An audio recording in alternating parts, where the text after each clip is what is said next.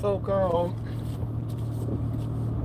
so I'm about to do this video the same time.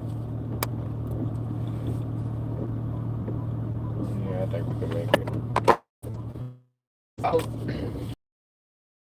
I'm processing some emotions and some feelings today.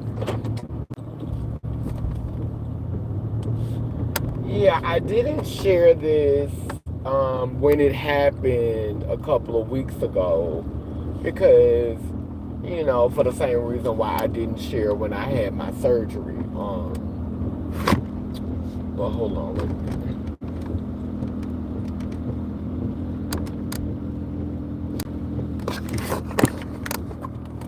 minute. Yeah, for the same reason I did exactly share when I had my surgery. You know, I have to wait until worked out, so it could be more of a reflection, like a real time, like this is happening real time because, when your emotions is caught up in the middle of a situation, honey, and it makes good for drama and excitement because I used to, get upset, when live first came out, I would go live on Facebook. Make sure y'all click that thumbs up button so we could get through the algorithm. Purple ones rise up, honey. Get on your job, honey, purple ones. Make sure you click that like button, subscribe to the page, like the page. But anyway, I didn't share. I don't share like I used to share. Like when I first started going live on Facebook, I would go live real time. Like the moment something happened to me, the moment that I was affected by some drama, I would just get on live. And it makes for exciting content. It definitely, gonna get a reaction, gonna get some type of engagement. But now with time you become wiser, you become more mature. Sometimes it's like, what, I'm just gonna go ahead and eat that greasy pork chop and feel how I feel, and I'm just gonna put it out there. I have those moments, but for the most part, I try to be responsible, and I try not to, I know that I have ability to, get people, feeling some type of way, get people crunk, get people hype, and I try to be responsible with that, ability. And I try to wait until I'm in a better place to share information versus just sharing in real time. So, in June, around my birthday time, I still don't see one thumbs up. But in June around my birthday time, my partner who I was with when I was in South Africa, he had a car accident and he almost died. He was on his way to work and he almost died. And I still been, supporting them, sending money over there to help out when I can. And I had to help with his medical bills when he was in the hospital because they took him to a hospital that wasn't free.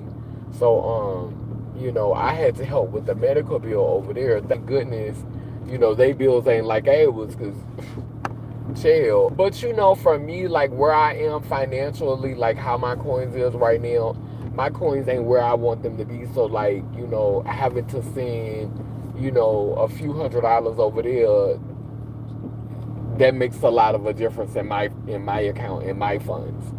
But like, yeah, because I'm not no millionaire. I ain't got it like that. And it's been by my choice because I do think that I could be more successful right now if I was willing to eat more feces, if I was willing to eat more fecal matter. I probably could be more successful right now.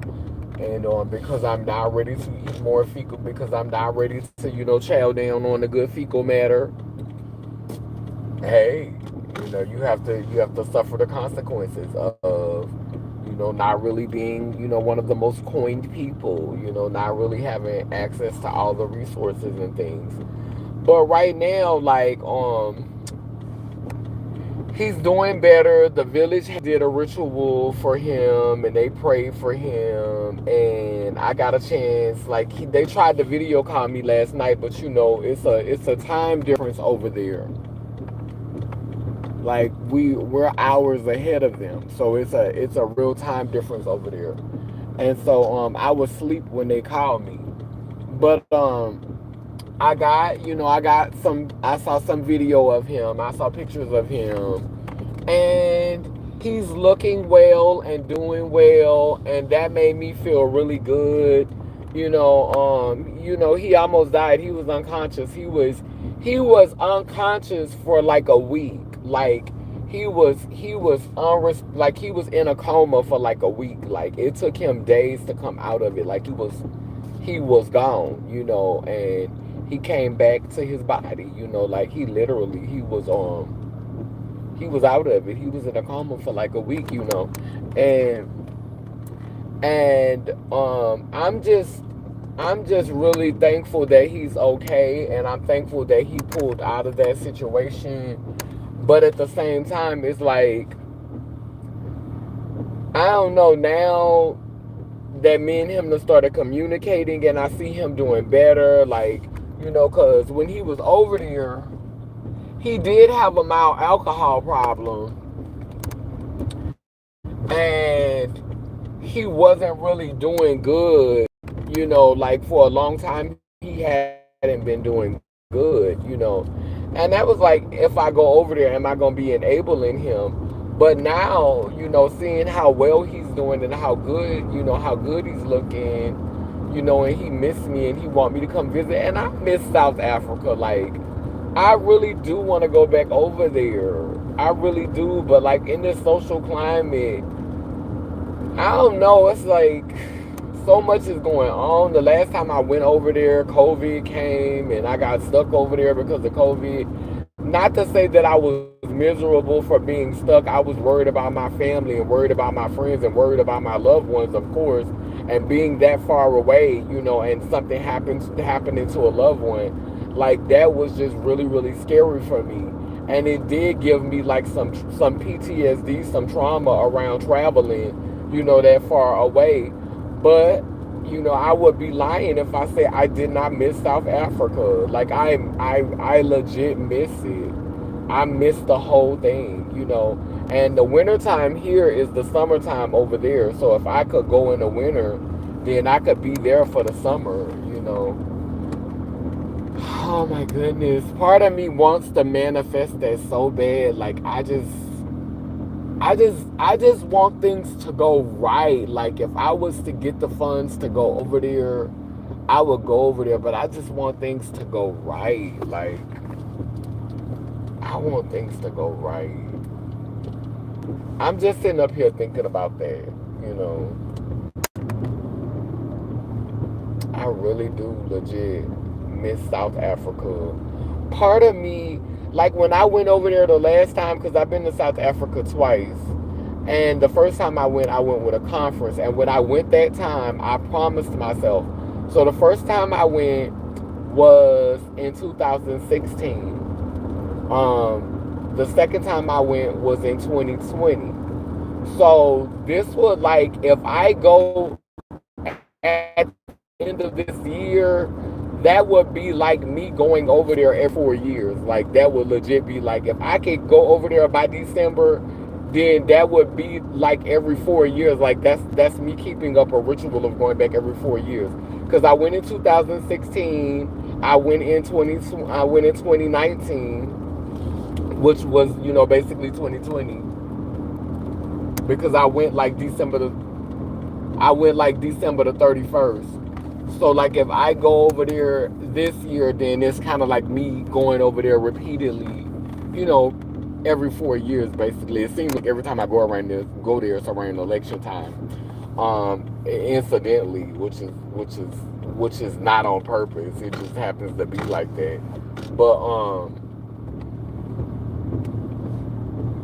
I feel like when I'm over there, I get downloads, I get information, I get connections, that I connect with things, like I pick up on things that I could only pick up on and tap into over there. Like, and I think it's time for me to go over there and tap into something. And you know, we going into Divine Nine, I really feel like the ancestors want me to go over there. But it's like I had the surgery, and the surgery kind of like, I couldn't put off the surgery because the surgery was very important to me. I've been constantly putting it off, and it was starting to affect my self-esteem. It was very important to me, and because of the surgery, because I'm still like getting to the place, like I see now, like I was concerned about my depth and stuff, but now I see that, you know, just by being consistent with the process of dilating, like where I'm thinking that I'm losing depth or whatever, I'm it's actually, it's not gone, you know. It's just me having to just continue to be consistent and to just keep being consistent, because I saw a shift today, you know, in what was going on. But like, that's the whole thing. Like, I have to be focused on my dilation process. And I was supposed to go and stay at my daddy's house in Oklahoma, and I was supposed to go and stay there for a month, and I was gonna work a job, and in the job I was gonna make $2,000, and the $2,000 would have been enough for me to go to Africa. So it would have, you know, I would have been able to pay for my round trip ticket to Africa. But because I had the surgery, and if I would have went to go and stay at their house, 9 times out of 10, I wasn't gonna be in a room. I was gonna be on somebody's couch, and I didn't want to be on nobody's couch dilating, like having to go to the bathroom and be in the bathroom on the floor dilating and all of this type of stuff. Like that's just like, this is a very sacred moment for me right now, and I just can't imagine like going through that, you know, like not being in a comfortable place while I'm trying to take care of, you know, myself after having surgery. So I had to pass up on $2,000, you know, and I would have probably got more than that. But I had to pass up on $2,000 so that I could really, really just take care of myself after I had the surgery. And so now it's like, ugh. It's like part of me wish that I, you know, like and then I would have been upset if my hole would have closed up on me, if I would have lost depth. Like, it was like, it's like you damned if you do, if you damned if you don't. Like, it was important to me to focus on my vagina and to focus on making sure that it stayed open, and to make sure that I'm, you know, taking better care of it than I did last time, and just to prioritize my self-care and my healing. But, you know, it really made me miss out on that extra money that I was going to use to pay for me to go to Africa. And I feel like it's a brief window for me to go, and then I don't know if it's gonna happen now, you know. Like, I don't know if it's gonna happen. You know, the quiet as kept, I wanted him to be the first one that I was with, you know, when I went through my healing process. You know, I wanted, you know, to go over there, and for him to be, you know, after I had my revision, I wanted the first person I was with to be somebody that I really, really cared for. Somebody that, you know, I have a past with, somebody who knows me, someone who I know is going to be gentle with me and thoughtful with me, and someone who I know really loves me, you know. And so, like, I wanted to go over there, and I wanted my first experience to be with him. But, you know, it don't look like it's panning out like that. I mean, I haven't lost all hope yet, you know. I'm believing that, you know, something can happen. Doors open, things happen. You know, I'm believing in manifestation. I'm not gonna say that it's impossible right now. I'm just gonna say that right now it just feels like I'm just in a place of concern. That's all. You know, I mean, I'm just in a place of, you know, cause I'm not like no type of person that, you know, like to ask for handouts or like to just beg people. Like, I like to work. Like, if I could get like a little under the table job or something like that and work for the money. Like, you know, like if I had an opportunity like that, like if it was a way that I could earn the money, I definitely would. Because like I said, I was gonna go and do it at the, you know, do it in Oklahoma, but I just couldn't go there because I would have had, in order for me to get the job, I would have had to go there last month. And I mean, I would have had to go like 2 weeks ago. And I wasn't in a position to be trying to go to Oklahoma and be sleeping on nobody's couch, you know, when I'm trying to, you know, finish healing and all of that. Like, I just wasn't in a position. Everything was so close. Like, I literally asked them, like, begged them to move the surgery up so I could try to go. But I just saw a deja vu of me, of things going the same way they went the last time. Like me, you know, being all over the place, trying to do multiple things at one time, and the stuff blowing up in my face because I'm not prioritizing what I should be prioritizing.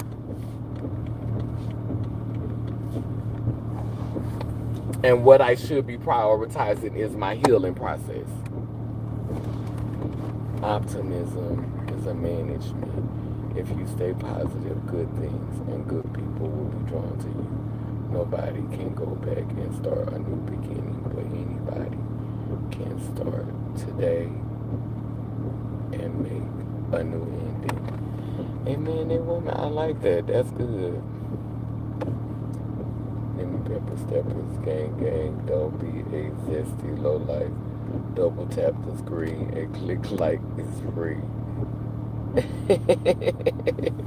Thank you, nobody. But yeah, like people, like I don't know what's going on because like it was quite a few people on here and I ain't see nobody on, no, like nobody is like really thumbs up in today. But yeah, I mean that's really what I wanted to come on here and just kind of like just talk about today is like how badly, like that's important to me, and I'm trying to figure out how I'm gonna manifest this, like how I'm gonna do this, like how I'm gonna wield this, because the longer you wait, the more the ticket costs. Can I say that? The longer you have to wait, the more the ticket cost. So, I definitely got to figure out what I'm going to do. I definitely got to figure out what I'm going to do.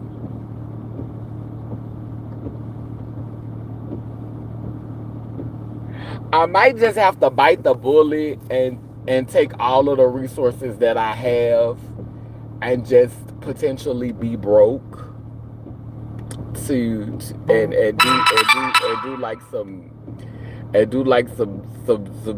just pull some stunts like I've been known to pull in the past, like you know, get there and don't know what I'm gonna do, like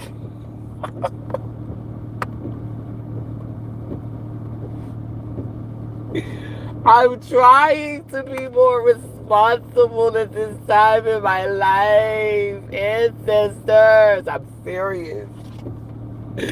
Like, I'm trying to be more responsible at this time in my life. I'm trying not to make rash and hasty decisions. I'm trying to be more prepared. And it's just not going the way that I want it to go. It's just not happening the way that I need it to happen. It's just not, you know, happening the way that I need it to happen.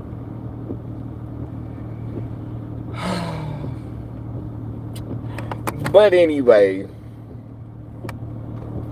I'm gonna go ahead and end this live for now, and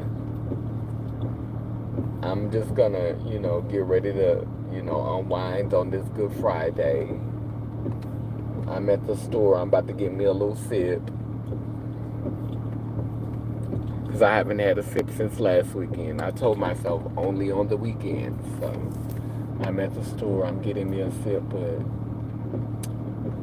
yeah, I need to manifest a couple of $1,000, a few $1,000. Like, if I could legit manifest a few $1,000, that would be a sign from the universe that I was meant to go to South Africa. Like, I need to manifest a couple of thousand. Like, if I could manifest about 2 to 3 stacks, I would know in my heart it was meant. Who am I kidding? Even if I didn't manifest it, I try to do it with what I had. Like, the last time I went over there, I didn't have $1 in my pocket when I got there. I sure didn't. I was broke when I got off the plane, and I still took my ass over there and made it 9 months. I don't want that to be how it happens this time. I don't want to do it like that this time. I wanna have the resources. I wanna have the money, but you know, I miss South Africa. I miss it. So.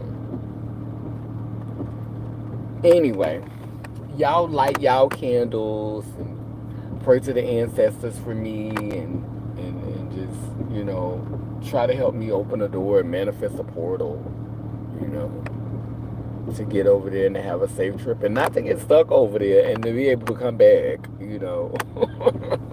Like, let's not have anything crazy happen. Like, let's hold the craziness for later. Like, yeah, let's not do that right now.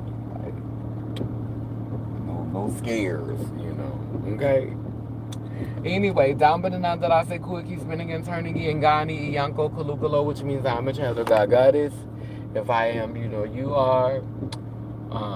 Bound in round, both circle and square, we too speak life, so operations beware, sending healing to those in despair, ill by Bosaba, which means we come in peace, no harm to any, Lelim, Leler, Lelim. We can both live on inside of her and him. Y'all have a beautiful day. Love you. Purple ones rise up.